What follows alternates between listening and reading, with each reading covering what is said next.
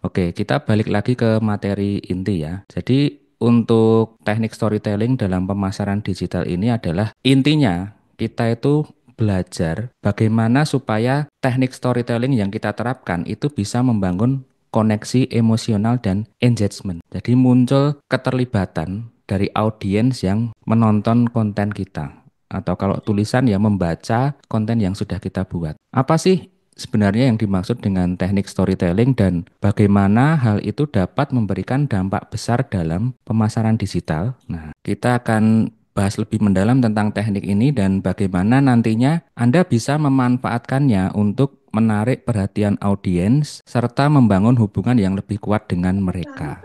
Nah, ini di slide berikutnya yaitu apa yang dimaksud dengan storytelling dalam pemasaran digital. Storytelling dalam konteks pemasaran digital itu adalah pada dasarnya cara kita untuk menyampaikan pesan atau nilai suatu produk atau bisa juga layanan ya melalui cerita yang menarik yang berfokus pada emosi dan pengalaman audiens. Jadi Anda itu bukan sekedar menyampaikan informasi tentang keunggulan dan fitur-fitur produk. Nah, itu kan Anda lakukan ketika membuat iklan biasa. Nah, kalau dengan teknik storytelling ini, Anda berusaha untuk melibatkan audiens dalam cerita yang relevan dengan mereka. Sehingga apa? Mereka bisa merasakan sesuatu setelah melihat konten tersebut dan secara otomatis akan membentuk hubungan emosional dengan merek Anda. Storytelling yang baik itu punya kekuatan untuk menyentuh hati audiens, membuat mereka merasa terlibat dan akhirnya mendorong mereka untuk mengambil tindakan. Entah itu membeli produk, berlangganan, atau mungkin sekedar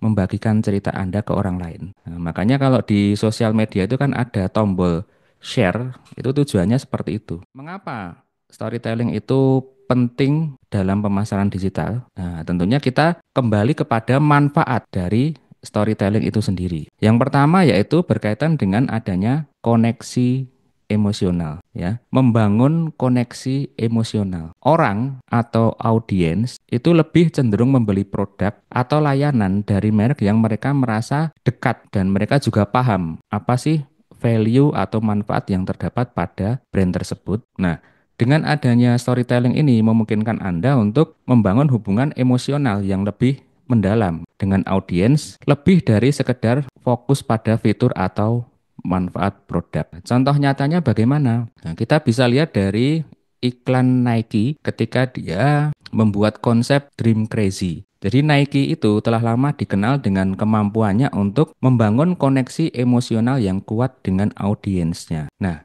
salah satu contoh yang paling kuat adalah dalam campaign atau iklannya yang berkonsep Dream Crazy yang menampilkan atlet seperti Colin Kaepernick, Serena Williams, dan LeBron James. Kampanye itu mengangkat tema perjuangan, ketekunan, dan impian besar yang bisa menginspirasi audiens untuk mengejar tujuan mereka, meskipun ada banyak tantangan. Nah, hasilnya apa? Merek Nike itu bukan hanya nantinya dikenal sebagai sebuah produk atau sekedar alat olahraga saja seperti sepatu olahraga, tapi juga ada nilai, ada inspirasi di situ yang mendorong orang untuk mengejar apa yang menjadi impian mereka. Manfaat berikutnya yaitu adanya loyalitas dan retensi. Kenapa kok bisa muncul loyalitas dan retensi ketika orang bisa menikmati konten storytelling kita? Nah, karena ketika audiens merasa bahwa mereka itu terhubung dengan cerita yang Anda sampaikan, mereka itu akan merasa bahwa dia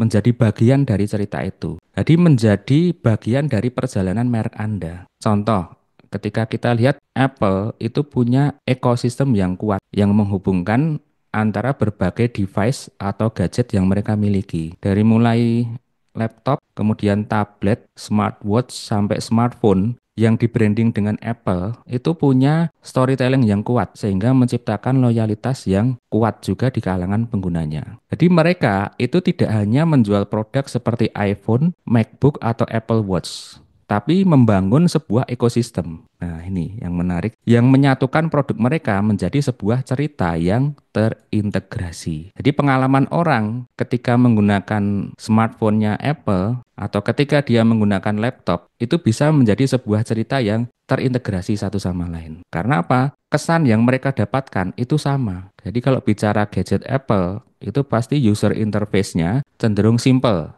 dan mudah dipahami. Dan itu ada di semua gadget yang mereka produksi. Nah, sehingga apa?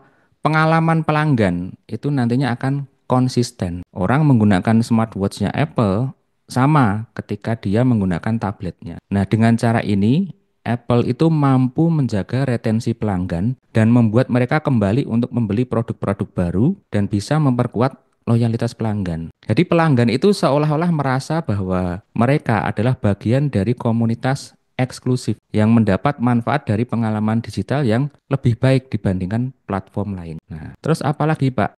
Ada yang namanya engagement dan diferensiasi. Cerita atau storytelling yang menarik dan relate itu akan mendorong audiens untuk berinteraksi lebih banyak dengan konten Anda. Bisa dalam bentuk komentar, berbagi cerita di media sosial, atau bahkan ikut berpartisipasi dalam promosi yang Anda jalankan, walaupun nggak ada suruh. Nah, contoh nyatanya kita bisa belajar dari iklan Coca-Cola ketika dia punya konsep iklan Share a Coke. Jadi kampanye Coca-Cola itu merupakan contoh luar biasa tentang bagaimana storytelling itu bisa meningkatkan engagement ini. Jadi lewat iklan ini, Coca-Cola itu mengganti logo mereka pada botol dengan nama-nama pribadi yang umum digunakan. Karena ini dilakukan di Amerika, maka mereka menggunakan nama-nama khas yang dimiliki oleh orang-orang di Amerika, seperti John, Sarah, dan sebagainya, Peter. Nah, ini bisa mendorong konsumen di Amerika untuk mencari botol dengan nama-nama teman atau keluarga mereka. Nah, kemudian mereka selfie, ngambil foto, dan nge-share pengalaman mereka di media sosial. Nah, itu kan menciptakan sebuah cerita. Kenapa ini bisa berhasil? Karena Coca-Cola itu bisa mendorong interaksi langsung antar audiens mereka secara sukarela. Jadi audiens itu kan nggak disuruh untuk berfoto dengan botol Coca-Colanya. Tapi karena dia pengen menunjukkan kepada temannya, ini aku nemu botol nih, botol ini tertulis namamu. Misalkan dia ngirim ke temannya yang bernama Sarah, dan kebetulan di botol itu ada nama Sarah. Nah, itu kan bisa menciptakan cerita atau momen yang istimewa di antara mereka. Nah, dengan begitu, audiens itu merasa terlibat dalam cerita ini ketika dia membagikan momen-momen mereka, sehingga secara otomatis bisa meningkatkan interaksi di media sosial dan bisa menciptakan viralitas yang kuat di berbagai platform. Nah, dengan membuat pengalaman ini lebih bersifat pribadi, maka Coca-Cola itu secara otomatis berhasil mendorong audiens untuk berpartisipasi dan berbagi cerita. Nah, manfaat storytelling berikutnya, Mas dan Mbak semua, itu berhubungan dengan diferensiasi. Kalau kita bicara dunia pemasaran digital yang semakin kompetitif, menggunakan cerita yang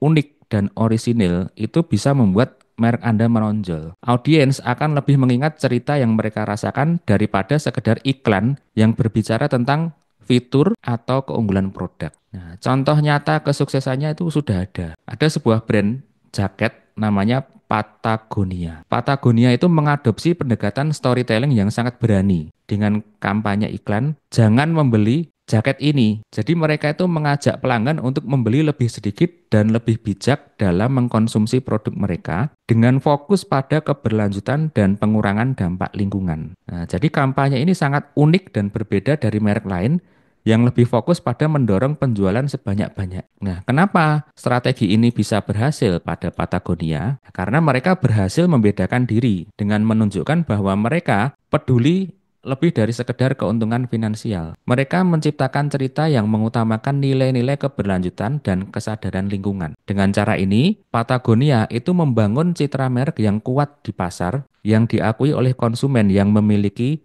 nilai-nilai yang sama. Nah, itu uniknya ketika sebuah perusahaan itu berhasil menerapkan teknik storytelling. Nah, kita sudah paham apa itu storytelling dan kita juga sudah mengetahui manfaat apa saja yang bisa diperoleh perusahaan ketika berhasil menerapkan teknik ini. Sekarang bagaimana cara kita untuk menerapkan teknik ini dalam penulisan naskah iklan kita? Pertama, yang perlu kita ketahui adalah elemen-elemen kunci apa sih yang terdapat pada storytelling. Untuk membuat naskah iklan Anda nantinya lebih efektif dan menarik, lebih unik, ada beberapa elemen yang perlu diperhatikan. Elemen-elemen ini penting dan harus ada dalam setiap cerita pemasaran yang menggunakan teknik storytelling. Pertama, ada yang namanya karakter yang relatable. Kalau kita bikin cerita kan pasti butuh karakter ya. Kita butuh tokoh. Nah, dalam penulisan naskah storytelling, karakter ini bisa berupa pelanggan Anda atau bahkan merek Anda sendiri. Karakter yang baik itu dapat dikenali dan nyambung atau relevan dengan audiens. Ini bisa berupa seseorang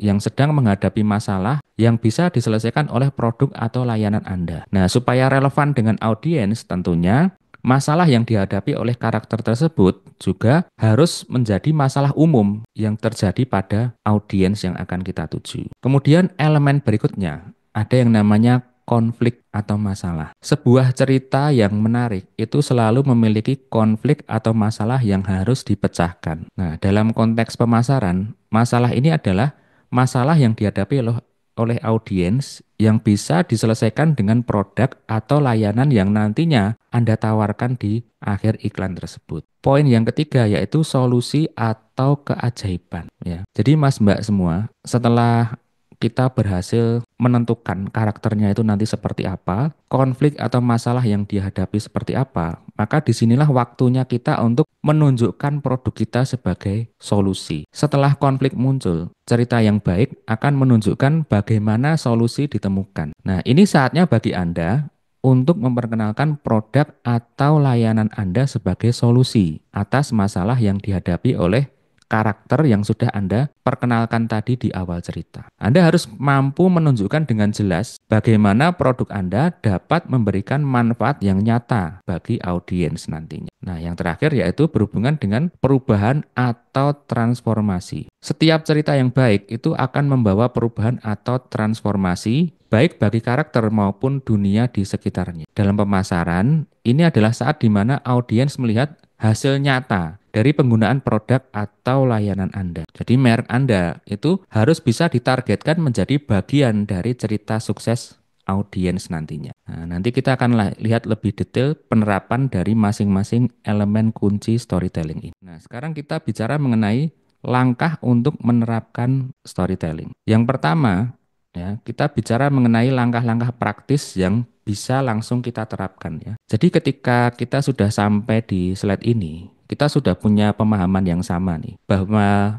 yang namanya teknik storytelling itu adalah alat yang sangat efektif dalam pemasaran digital yang bisa membantu Anda membangun hubungan emosional dengan audiens. Jadi ada kata kunci hubungan emosional. Jadi bisa membangun kedekatan, meningkatkan engagement, dan membedakan merek Anda di pasar yang penuh dengan persaingan. Dengan menghadirkan cerita yang relevan dan autentik, Anda itu sebenarnya tidak hanya menjual produk, tapi juga membangun sebuah pengalaman yang akan dikenang oleh audiens Anda. Jadi ketika kita mulai membuat naskah storytelling, gimana sih caranya supaya kita bisa menyentuh hati atau perasaan atau minat atau kesan positif pada audiens Anda. Sehingga nantinya kisah Anda itu bisa mengubah cara pandang orang terhadap merek Anda. Nah, berikut ini adalah langkah-langkah praktis untuk menerapkan teknik storytelling dalam iklan digital. Pertama yaitu jelas, Anda harus kenal dengan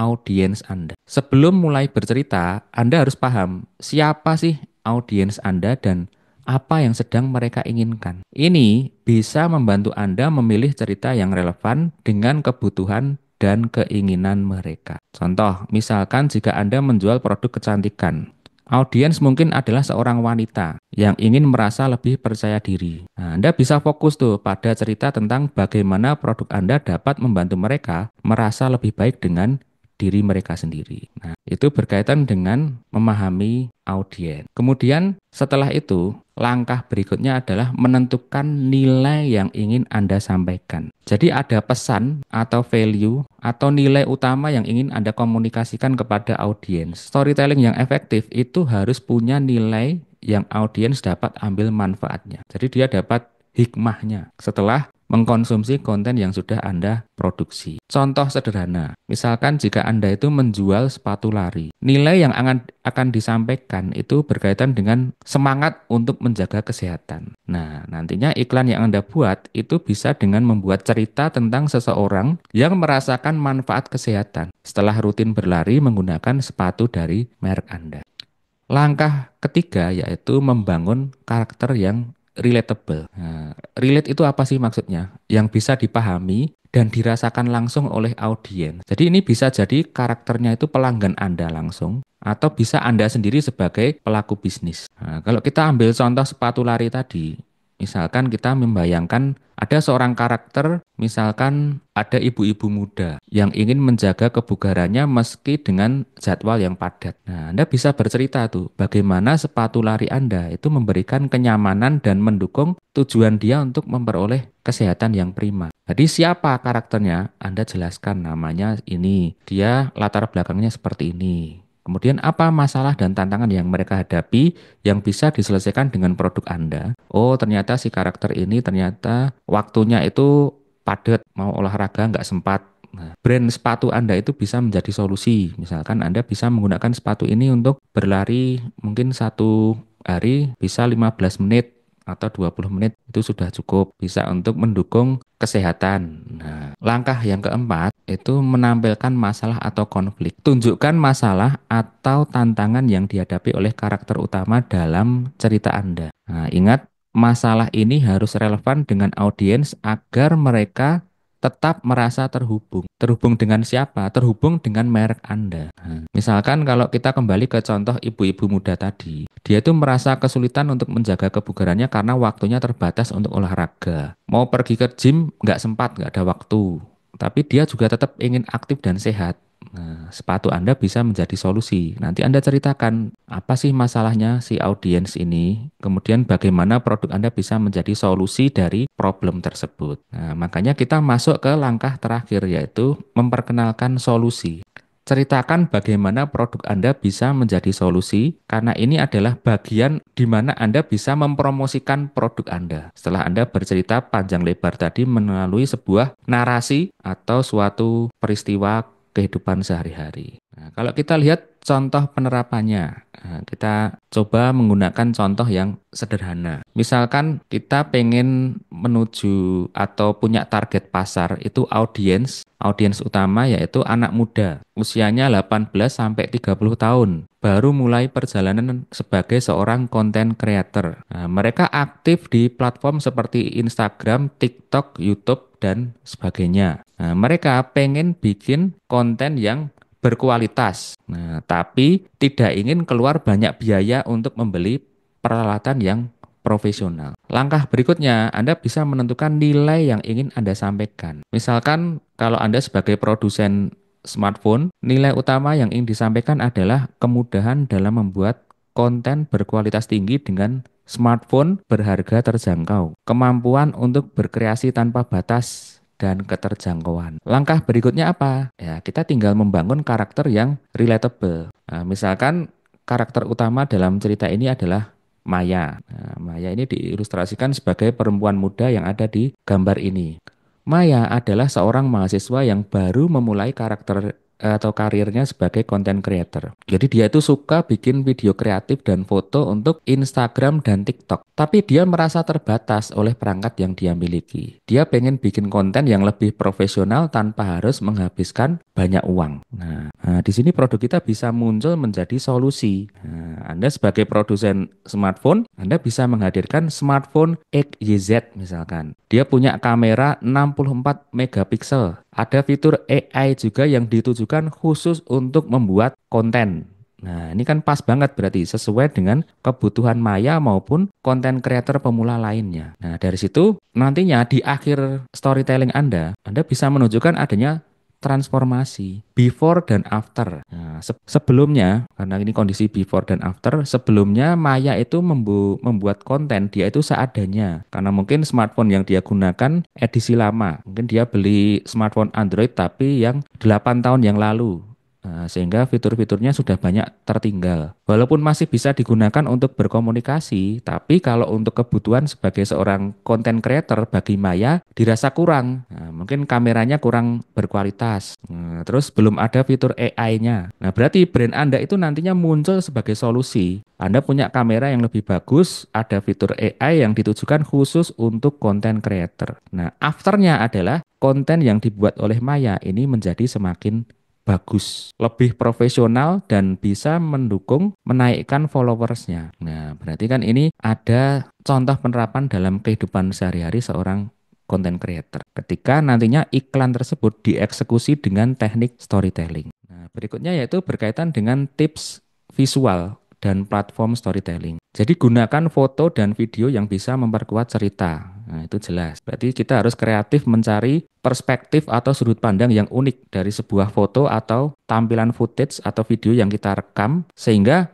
harapannya bisa memperkuat cerita yang kita sampaikan. Nah, setelah itu begitu kontennya jadi, kita bisa memilih platform yang tepat. Kalau video pendek berarti kan larinya ke Instagram dan TikTok. Kalau video panjang tinggal kita larikan ke YouTube. Kita sesuaikan dengan audiens yang kita tuju. Nah, setelah itu kita lakukan evaluasi dan uji coba. Oke, lalu apa yang bisa kita simpulkan dari perkuliahan ini? Pertama, jelas kita paham bahwa storytelling itu penting karena bisa membangun hubungan emosional dan engagement yang kuat. Merek Anda akan semakin menonjol dengan cerita yang relevan dan autentik ketika menerapkan teknik ini. Nah, kesimpulan yang terakhir tentunya adalah Anda diharapkan bisa mulai bercerita dan melihat dampak positifnya pada bisnis Anda. Jadi Anda optimalkan teknik storytelling yang sudah Anda pelajari ini dalam pembuatan tugas konten Anda nanti.